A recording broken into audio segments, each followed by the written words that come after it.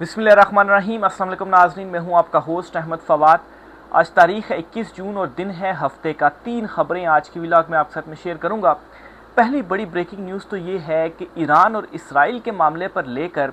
जो अमेरिका में बड़ी एक इम्पॉर्टेंट मुलाकात की गई और उस मुलाकात के बाद ये तासुर दिया गया कि शायद हमारी कोई बड़ी ज़रूरत है जो कि अमेरिका को पड़ जाएगी और हम जो है वो अपनी जो खिदमात हैं वो पेश करेंगे ईरान वाले मामले के ऊपर, और फिर उसके बाद हमारी ये जो रजीम है इस रजीम को सपोर्ट मिल जाएगी अमेरिका से। ये जो कुछ शादियाने बजाए गए या जो कुछ खुशियाँ मनाई गई हैं, खुशियाँ मांद पड़ गई हैं क्योंकि मामलात अचानक से रिवर्स हुए हैं। ट्रंप की एक बहुत ही इंपॉर्टेंट स्टेटमेंट सामने आई है, इस हवाले से कुछ एक्सक्लूसिव डिटेल्स हैं वो आपके साथ में शेयर करूंगा। दूसरे नंबर पर नाज़रीन एक वाशिंगटन प्लान जो है वो सामने आया है और इस वाशिंगटन प्लान के मुताबिक किस तरह से साहब बहादुर जो हैं उन्होंने ट्रंप को राम करने के लिए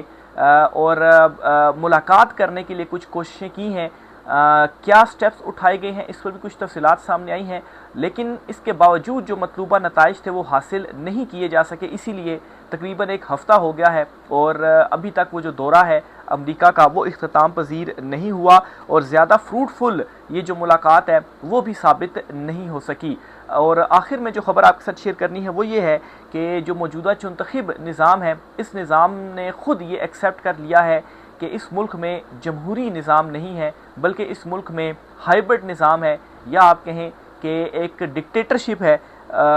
जो कि फ्रंट पर एक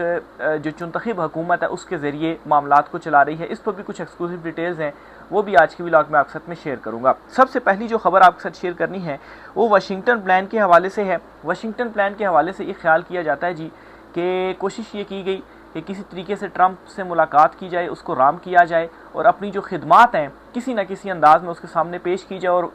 जो मकसद था वो ये था कि किसी तरह से ये जो निज़ाम है इस निज़ाम को जिस तरह से बाइडन हुकूमत की सरपरस्ती हासिल थी या उनका हाथ जो है वो इनके सरों पर मौजूद था, वो हाथ ट्रंप इंतज़ामिया भी इनके सरों पर रख दे ताकि जो जुल्म जबर फस्तायत या जिस तरीके से इमरान खान साहब के केसेस चल रहे हैं, जो अदलिया को काबू किया गया है, पूरे निज़ाम को काबू किया गया है, इमरान खान साहब को रिहा नहीं किया जा रहा, तो ये सिस्टम ऐसा ही चलता रहे। क्योंकि अगर इमरान खान साहब की रिहाई हो जाती है तो फिर उस सूरत में इनका जो बचना है वो नामुमकिन हो जाएगा। तो इसके लिए जी कोशिश की गई ट्रंप से मुलाकात की और अब जो इस मुलाकात के बाद जो कुछ खबरें सामने आ रही हैं उससे ये क्लियर होता जा रहा है कि सिर्फ इस डिनर को अरेंज करने के लिए ये कोशिश की गई जी कि हम आपको नोबल जो अमन इनाम है इसके लिए हम आपको नामजद करेंगे। और अब ये खबर भी रात गए सामने आ गई कि डोनाल्ड ट्रंप को हमारी जानिब से नोबल अमन इनाम के लिए जो नामज़द है वो कर दिया गया। और इस हवाले से अमेरिका से भी ये दावे जो है वो किए गए कि इस वजह से किया गया है ताकि एक जो डिनर है वो हो सके या ट्रंप को खुश जो है वो किया जा सके। और ट्रंप ने इसी चीज़ से खुश होने के बाद ही ये जो मुलाकात हुई है इस मुलाकात के लिए हामी भरी और फिर घंटा दो घंटे की जो मुलाकात है वो ये हो सकी है। लेकिन इस मुलाकात के बाद ईरान और इसराइल के इशू को लेकर ये कहा जा रहा थी जी कि जो कुछ खिदमात हैं वो अब ईरान इशू के ऊपर जो है वो अमेरिका को पेश की जाएंगी। और उसमें जी अमेरिका जी की जो ख्वाहिश थी वो एक ये थी कि ईरान के साथ मुज़ाकरात किए जाएं और अपना जो एटमी हथियार है उसे सरेंडर कर दे और गैर मशरूत जो सरेंडर है वो ईरान की जानिब से किया जाए, या फिर ईरान में रजीम चेंज हो जाए, या फिर तीसरे नंबर पर ये जी कि जो कोई फ़ौजी कार्रवाई है या जो फ़ौजी अड्डे हैं वो मिल जाएँ। तो ये स्टेप बाय स्टेप अमेरिका की जानिब से ख्वाहिशें थीं और इस पर अमेरिका ने कहा भी कि जो इत्तेफाक है वो हमसे कर लिया गया है। लेकिन उस मुलाकात की 2 घंटे मुलाकात की सारी डिटेल्स अभी तक जो है वो सामने नहीं आ सकी। इवन के कोई पिक्चर तक रिलीज़ नहीं की गई, मीडिया को भी वहाँ पर जो इनवाइट है वो नहीं किया गया था। तो बहरहाल जी जो ये प्लान था जी कि ईरान के इशू के ऊपर हम अपनी खिदमात पेश करेंगे और इस रजीम के लिए हम जो हिमायत है वो हासिल कर सकेंगे। और यूं जो हमारा एक लामहदूद एक प्लान है जी कि ताहियात हमने इस ओहदे के ऊपर रहना है और इमरान खान जो है वो फिर इसी तरीके से जेल में ही रहेंगे, तो वो हम इम्प्लीमेंट करने में हमें आसानी होगी। लेकिन ये जो खुशियाँ हैं वो ज़्यादा देर तक नहीं चल सकी हैं। कुछ दिन तो बड़े शादियाने बजाए गए कि ये जो मुलाकात है ट्रंप से हो गई है, और ट्रंप भी बड़ी जो तारीफ़ें हैं वो कर रहा है। ट्रंप ने एक बड़ा यू टर्न जो है वो लिया है, और इस यू टर्न की कुछ रीज़न्स हैं। पहले तो मैं आपको बताता हूँ जी कि ईरान के मामले के ऊपर ट्रंप ने कहा क्या है, यू टर्न के क्या लिया है, और फिर उसके बाद आपको बताता हूँ कि खित्ते में क्या बड़ी जो डेवलपमेंट्स हैं वो हो रही हैं, और कैसे ये जो प्लान है ईरान इशू को लेकर भी बेचने का, वो प्लान भी फ्लॉप हुआ है, क्योंकि इससे पहले भी जो जर्नेल हैं वो ऐसा करते रहे हैं। माजी जो है वो इस हवाले से भरा पड़ा है। जनरल ज़िया जो आर्मी चीफ थे वो क्या करते रहे, आर्मी चीफ जनरल मुशर्रफ जो थे उनकी जानिब से क्या खिदमात सर अंजाम जो पेश हैं वो की जाती रही, वो सारा हिस्ट्री का जो है हिस्सा है। ट्रंप ने जी ये स्टेटमेंट दी है कि इसराइल के पास इतनी सलाहियत नहीं कि वो ईरान की जोहरी ताकत को मुकम्मल तौर पर ख़त्म कर सके, ताहम हम ईरान से मुज़ाकरात करेंगे और देखेंगे कि क्या नतीजा निकलता है। ये ट्रंप की जानिब से जो स्टेटमेंट है वो दी गई है। अब इस स्टेटमेंट से पहले ट्रंप की जानिब से कुछ ट्वीट्स की गई, और बड़े वाज़ेह और टोक अल्फाज में ट्रंप की जानिब से धमकाया गया ईरान को, और कहा गया जी कि वहाँ पर जो रिजीम चेंज है वो होनी चाहिए, या हम जो है वो ईरान को सफाई हस्ती से मिटा देंगे। लेकिन अब ट्रंप की जानिब से ये ट्वीट आ रही है कि इसराइल के पास इतनी सलाहियत नहीं है, और हम भी ईरान के साथ जो मुज़ाकरात है वो करेंगे, और कोशिश करेंगे कि जो मुज़ाकरात है वो कामयाब हो जाएँ। यानी कि यहाँ पर कहा तो जा रहा था ईरान को कि आप सरेंडर कर दें, लेकिन यहाँ पर सरेंडर खुद कर लिया गया है। अगर आपने सरेंडर खुद कर लिया है, या आप इस और इसकी भी एक रीज़न है, मैं आगे जाकर आपको बताता हूँ कि इसमें चीन का और रूस का जो रोल है वो क्या है, क्योंकि अमेरिका इतनी आसानी से इस तरह से सरेंडर कर दे, वो भी ईरान के सामने, या इसराइल जो है वो सरेंडर कर दे, क्योंकि पहले तो ये ख्वाहिश कर रही थी जी कि रिजीम चेंज हो, और उसके लिए जो हमारे साहब बहादुर हैं वो भी उनकी भी जो मुलाकात थी वो की गई, और उसके बाद ये ख्याल किया गया जी कि हम जो अपनी खिदमात हैं वो पेश करेंगे, और जो है वो अमेरिका की इस तरह से हमें जो सपोर्ट है वो हासिल हो जाएगी। लेकिन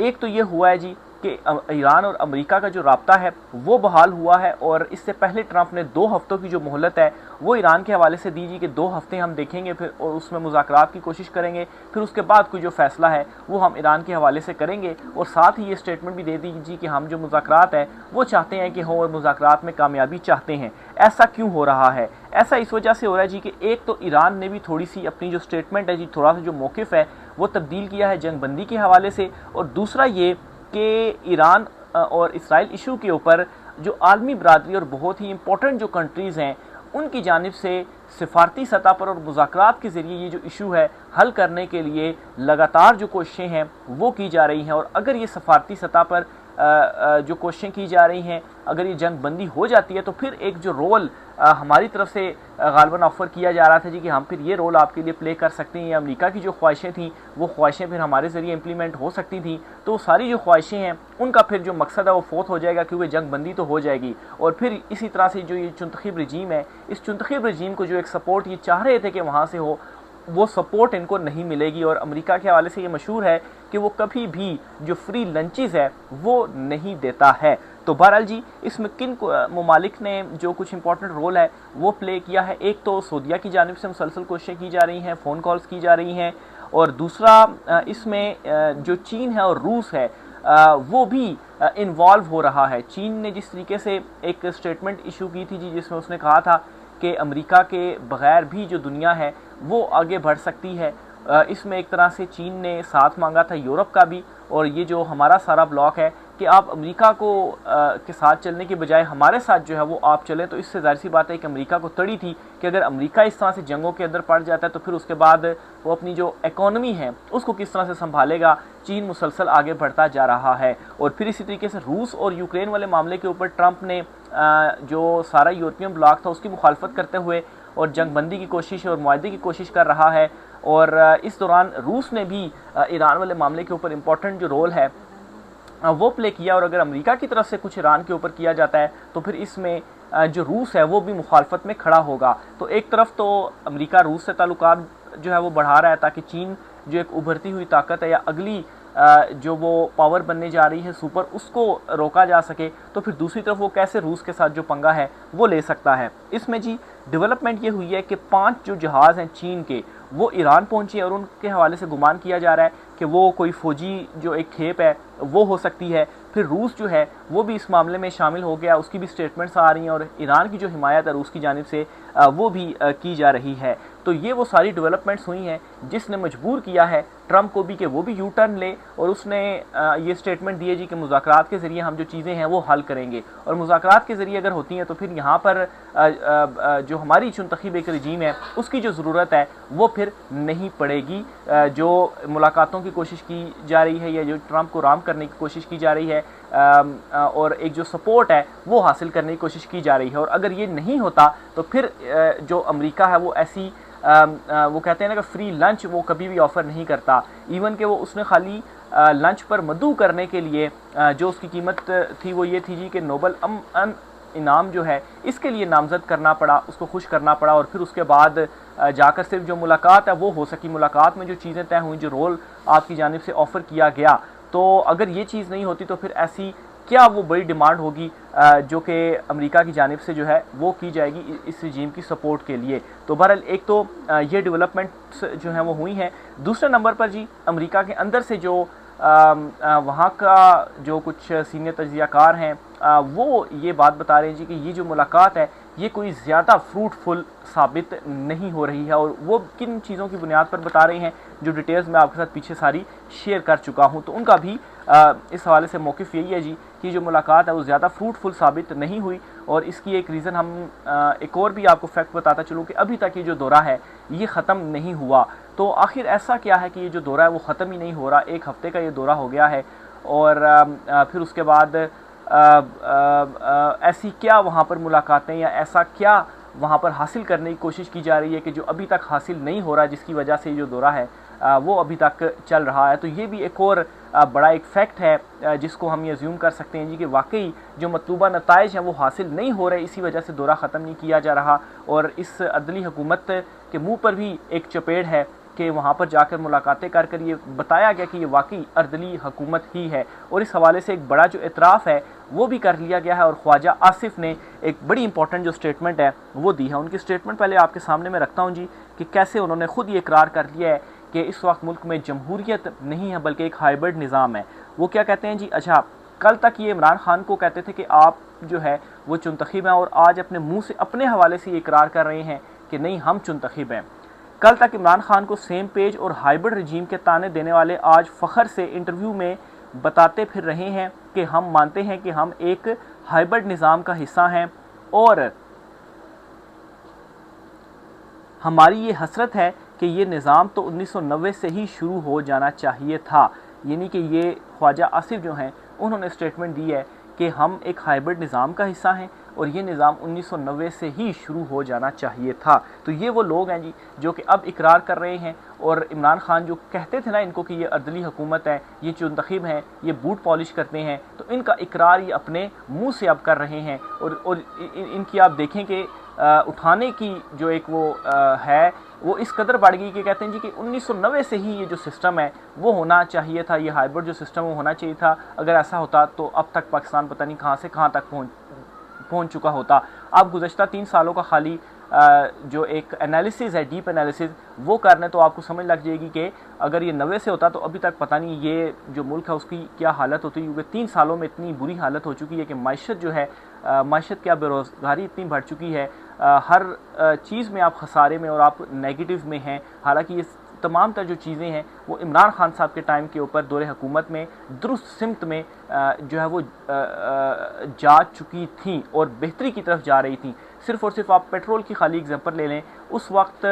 आलमी मंडी में पेट्रोल की प्राइस क्या थी और इमरान खान साहब ने 150 के ऊपर उसको लॉक जो है वो किया हुआ था, और अब आलमी मंडी में पेट्रोल की प्राइस जो है वो क्या है, और अब 250 से भी 260 रुपये लीटर जो पेट्रोल है वो इस वक्त मिल रहा है। अभी जो इनका मौजूदा बजट है वो आप देख लें, ये बजट ब्यूरोक्रेट आप कह लें या जो वीआईपी लोग हैं या जो अमीर तबका उनका ये बजट है, बाकी गरीबों के लिए इस बजट के अंदर कुछ भी नहीं रखा गया। तो ये जी इस वक्त की इनकी सारी हालत है, और ये आप खुद इकरार कर रहे हैं जी कि हम एक हाइब्रिड निज़ाम का हिस्सा हैं और ये जो हुकूमत है ये एक चुनतखिब हुकूमत है। और देखें इस पर मज़ीद क्या जो डेवलपमेंट्स हैं जी वो होती हैं, क्योंकि जिस तरीके से ग्राउंड पे सूरत हाल है, पब्लिक जिस तरीके से तंग आई है और इंटरनेशनल सपोर्ट जो ये चाहते थे, जिसके लिए कोशिशें की जा रही हैं, वो सपोर्ट भी अब इनको मिलती हुई दिखाई नहीं दे रही, जिसकी वजह से ये जो निज़ाम है वो ज़्यादा देर तक चलता हुआ नज़र भी नहीं आ रहा। मज़ीद जो भी चीज़ें होंगी आपके साथ शेयर करते रहेंगे। राय का इज़हार कीजिएगा। आज की व्लॉग से इतना ही, इजाज़त दीजिए, अल्लाह हाफ़िज़।